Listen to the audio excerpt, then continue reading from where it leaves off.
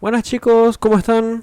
Este era un pequeño video para poder orientarlos si tuvieron algún problema para realizar la clase del laboratorio pasado que no pudimos tener porque era, no recuerdo si era el día del feriado o qué es lo que era. Resumidamente no pudimos tener la clase pasada. Y como saben, ya este viernes es el viernes del examen parcial que vamos a tener, el segundo del laboratorio de análisis matemático. Así que bueno, vamos a resolver rapidito la guía, resumidamente, para que puedan resolverla ustedes si es que tienen algún problema. Y si no, bueno, pueden saltear el video. Así que bueno, estamos en la clase 18, diferenciales. Recordemos la definición del diferencial. Diferencial de una función se define como diferencial de y es igual a la derivada de la función por la variable, el diferencial de x, por la variable independiente. A ver si tengo algo con qué escribir acá. No tengo nada con qué escribir en esta computadora. Bueno, no importa. Vamos a ocupar solamente la herramienta de acá de GeoGebra para ver si está acá. Puede ser que no tenga tampoco ni el lápiz tenga esto. Más. Acá está. Recordemos que el diferencial de una función se define como la derivada de la función en el punto que con el valor que me interese por el incremento de la variable independiente. Bueno, dicho esto, el ejercicio nos pide calcular el diferencial de y el incremento real, que si recordamos el incremento de una función, el incremento real se define como delta y es igual a el valor de y en el valor de la variable independiente más el incremento. Esto menos la función sin incrementar. Muy bien. Bueno. Acá yo ya preparé la primera función que nos piden, es encontrar el diferencial de y y el incremento de y para la función e elevado a la x sobre 10, teniendo como valor de x al 0 y diferencial de x al 0,1. Muy bien, entonces esto, acá verán que yo ya cargué la función, le pedí a GeoGebra que me tire su derivada, y entonces ahora yo fácilmente podría calcular el diferencial de la función como di va a ser igual a f' de x evaluada en, si recordamos, evaluada en el punto que nos interesa, que sería el 0, multiplicado por, vamos a colocarle por acá, multiplicado el incremento de la variable, que en este caso nos decía que era 0,1 si no me equivoco. Y acá nos quedaría. Ese sería el valor del diferencial de y. Ahora procedemos a pasar con el valor del incremento. El incremento, llamémoslo, vamos a ponerle d mayúscula i, va a ser igual a, va a ser, recuerden que es, ahora ocupamos el valor de f, el valor de la función sin incrementar, f de 0, más el diferencial de la función, 0.1, menos la función sin incrementar, que sería, acá pueden ver que aproximadamente, si bien el diferencial y el incremento de una función suelen ser similares, no son iguales. Este es el pequeño error que tiene por ahí también la derivada. Como ustedes recordarán que el valor de una derivada del punto no era exactamente el mismo que el del diferencial. Recuerden que podemos usar estas dos herramientas, por ejemplo, para el cálculo de errores, para probabilidad, para todo ese tipo de cosas. La misma técnica operativa sería con el siguiente ejercicio. Muy bien, seguimos. El siguiente ejercicio nos dice, se conoce un lado de un triángulo rectángulo de 20 centímetros de longitud y se mide el ángulo opuesto de 30 grados, con un error posible de más o menos 1%. Bueno, nos dice, use diferenciales para estimar el error máximo en el área superficial calculada. ¿Cuál es el error relativo? Bueno, el primero que dice, primero que nada vamos a escribir nuestros datos. Nos dice que es un triángulo rectángulo. Opa, esto no tiene herramientas. Bueno, imaginen que esto es una línea recta y que este es un triángulo rectángulo feliz. Acá está nuestro ángulo de 90 grados. Este ángulo que llamaremos θ. Los datos que tenemos son de que la longitud del segmento A es de 20, igual a 20. Que el ángulo que nos dieron es igual a 30 grados.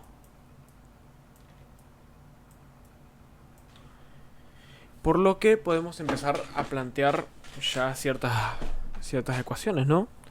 Recordemos nuestras amigas las funciones trigonométricas. Si recordamos, la longitud de A va a ser igual a el cateto C por el seno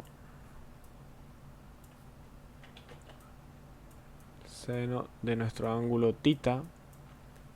Esto sería como decir de que el seno de θ sea igual a sobre C. ¿Sí? Si nosotros decimos que C es nuestra hipotenusa, este sería nuestro cateto opuesto, que en este caso sería A, y llamaremos B a nuestro cateto adyacente. Muy bien. Con eso podemos, por ejemplo, despejar la longitud de C, que C va a ser igual a A sobre el seno de θ. Perfecto. Acá quedaría C. Pasamos a despejar, por ejemplo, ahora B. B sería igual a C por el coseno de θ. Coseno de θ, perfecto.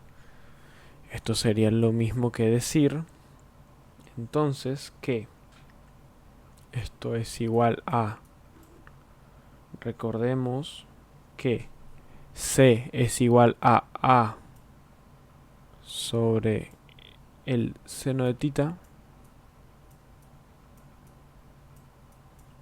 multiplicada por el coseno de θ, que queda acá.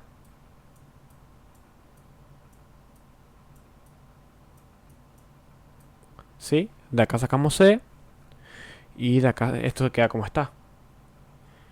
Entonces, si recordarán, coseno del ángulo sobre seno del ángulo, esto es igual a cotangente del ángulo. Que está feo eso. Cotangente del ángulo. Y la cotangente del ángulo nos sería mucho más útil en este punto. Muy bien, entonces así nos puede quedar más compacta, porque después vamos a necesitar derivar esta expresión y es mucho más fácil derivar directamente si tienen una tablita de fórmulas o algo así, cotangente del ángulo que coseno del ángulo sobre el seno del ángulo, porque van a tener que aplicar la regla del cociente.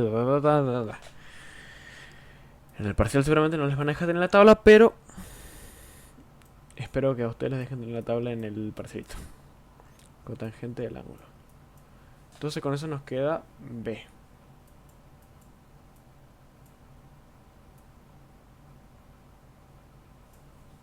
Con eso ya tenemos nuestros tres catetos. Por lo que, ahora, ¿qué nos pide la consigna? Estimar el error máximo del área superficial calculada. Muy bien. Recordemos que el área de un triángulo rectángulo se podía escribir como un medio de A por B. A por B, un medio, muy bien, perfecto. Pero nosotros de acá conocemos solamente de forma explícita el valor de A, no conocemos el valor de B. Entonces podemos reescribir esto como un medio del valor de A por B. B era igual a A por la cotangente del ángulo. Y resolviendo esto podemos sacar, por ejemplo, este A afuera y nos quedaría un medio de A al cuadrado por cotangente del ángulo. Perfecto. Muy bien. Ahora, si ustedes recuerdan,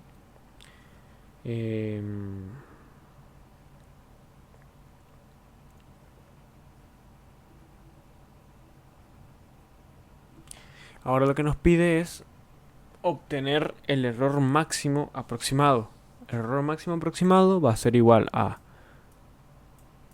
el diferencial de área, que va a ser igual a un medio del área al cuadrado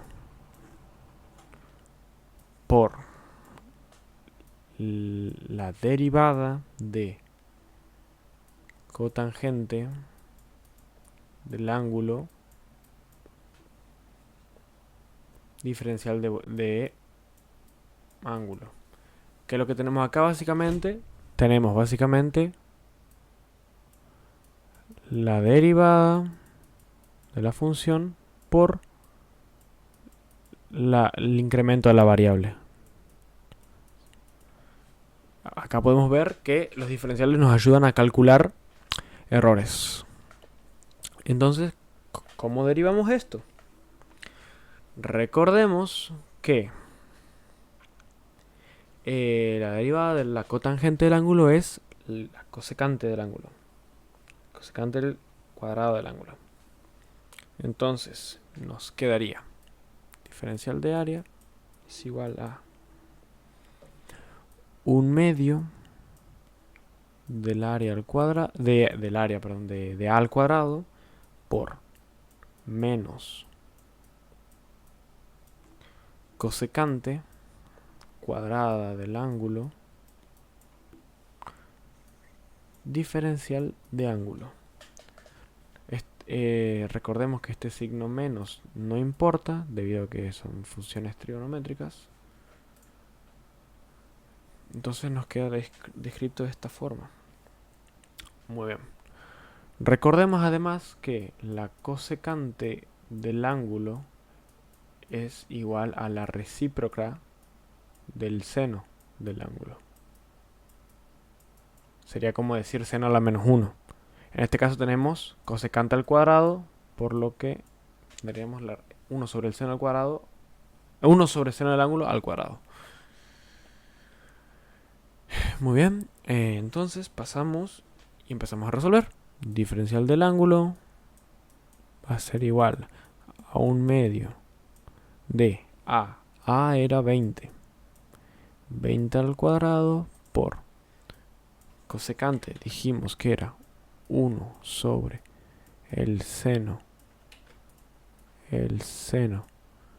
de 30 grados al cuadrado por el diferencial del ángulo, que como estamos trabajando en radianes, o sea, recuerden, esto lo trabajaríamos en grados grados decimales, y esto estaría en radianes, sería pi sobre 180.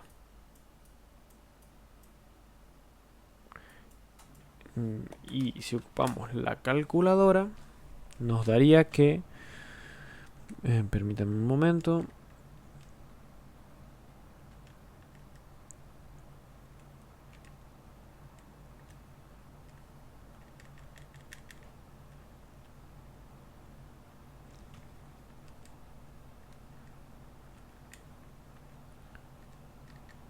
nos daría aproximadamente 13,96, que sería nuestro valor de error máximo. Sería nuestro valor de error máximo en la área superficial, la superficial calculada. Muy bien. Ahora nos pediría calcular el error relativo. Si ustedes recuerdan de su curso de física, recordarán que error relativo era igual a error absoluto sobre el valor real de la medición. En este caso, nuestro error absoluto dijimos que era 13,96 sobre el valor real que dijimos en este caso, que sería, más que valor real, sería valor teórico. Error absoluto sobre valor teórico. Recordemos que nuestro valor teórico sería igual a 1/2 de A por B, que sería lo mismo que 1/2 de A por cotangente del ángulo. Entonces, esto quedaría como 1/2 por A por al cuadrado por cotangente del ángulo. Recordemos que la cotangente es igual a la recíproca de la tangente. Entonces, esto sería igual a 13,96 sobre 1/2 de 20 al cuadrado por 1 sobre la tangente de 30 grados. Esto era igual a 13,96 sobre, vamos a realizar el cálculo, 1/2 por 20 al cuadrado por 1 sobre tangente de 30 nos da aproximadamente 346,41 unidades de área dividido 13,96. Esto va a ser igual a 13,96 dividido 346,41, que esto nos da 0,04 de error relativo. Bueno, pasamos ahora con el ejercicio 3, el cual nos dice en la página 431 del Physics Calculus, segunda edición por Eugene Hedge,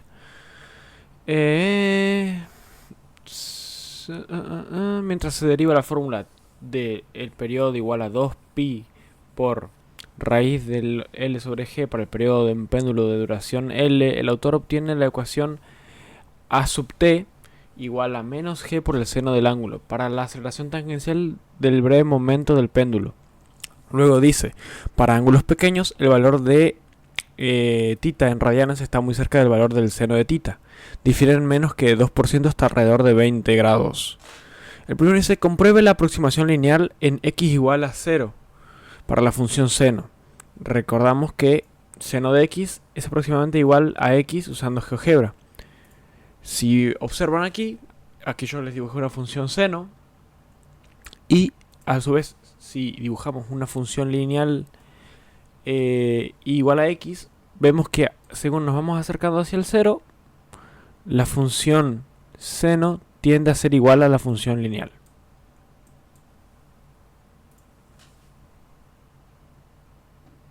Muy bien, el siguiente nos pide determinar los valores de x para los cuales el seno de x y x difieren menos de 2%. Recordamos que nos definieron aquí la aproximación lineal, se puede escribir de esta manera. El siguiente punto del enunciado nos dice determinar el valor de x para los cuales el seno de x y x difieren menos de 2%. Ocupando este pequeño desarrollo de acá, podemos llegar a esta expresión que nos dice que el valor absoluto de seno de x menos x sobre el valor absoluto de x nos daría esta función de acá. Y tiene que diferir en menos de 2%. Entonces podemos definir una recta igual a y igual a 0,02 y ver dónde intersecta estos dos puntos. De estos dos puntos nos interesaría el positivo, que sería el valor para el que a partir de este, recordemos que este 0,03, este 0,3 sería el punto en el que nuestra función seno y nuestra función lineal comienzan a diferir más de un 2%, que sería acá. Aproximadamente en este punto nuestra función ya difiere más de un 2%.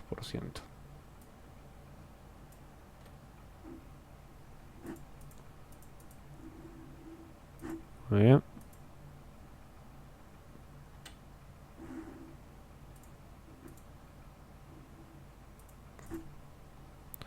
¿Sería este punto o no?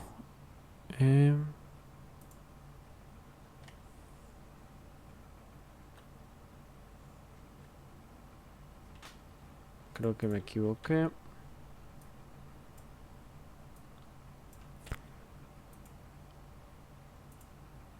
Muy bien, sería...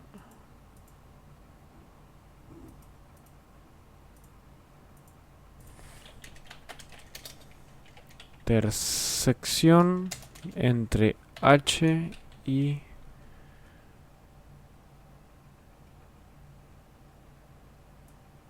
P.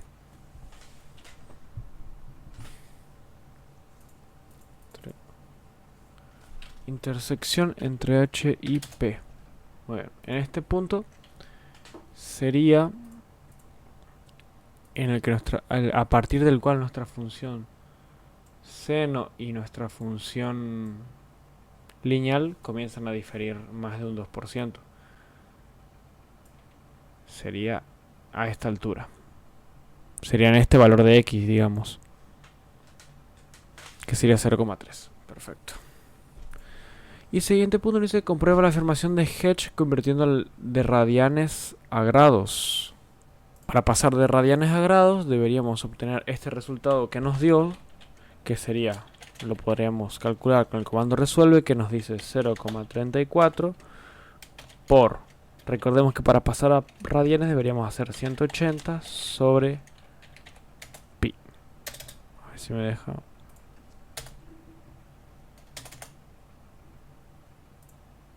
Capaz que no, sin el comando. Opa.